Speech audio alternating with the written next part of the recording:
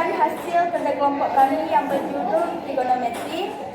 Saya Natasha sebagai editor. Saya Cina sebagai murid. Saya Rasa Terjana sebagai murid. Saya Ibu Melty sebagai guru. Selamat menyaksikan.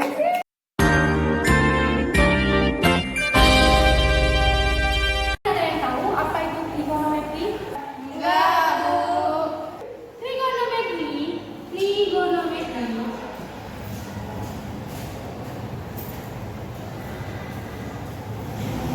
berasal dari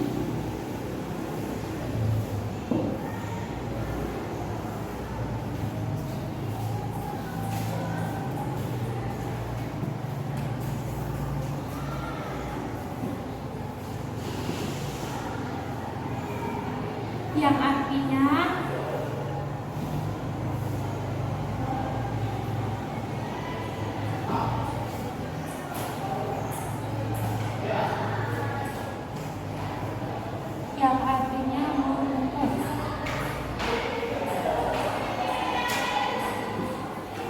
Jadi anak-anak, trigonometri itu berasal dari bahasa Yunani yang maksudnya itu trigonon yang artinya tiga sudut dan metron artinya mengukur. Contohnya ketika kita mengukur sebuah gedung itu tentunya ada tiga sudut. Kalian ngerti kan apa maksudnya Bu? Ngerti, Bu. Contohnya sudut atap rumah. Sudut atap rumah memiliki tiga sudut, yang atas, kiri, kanan. Ini merupakan contoh trigonometri di kehidupan nyata. Sekarang bisa kita lapangan buat kita belajar yang lebih detail lagi dari ini. Ayo, mari.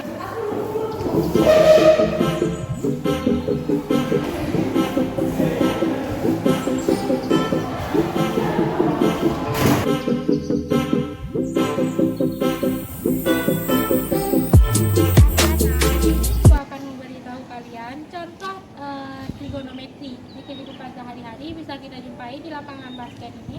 Contohnya tiang basket berbentuk trigonometri. Kalian sudah asing lagi kan dengan trigonometri.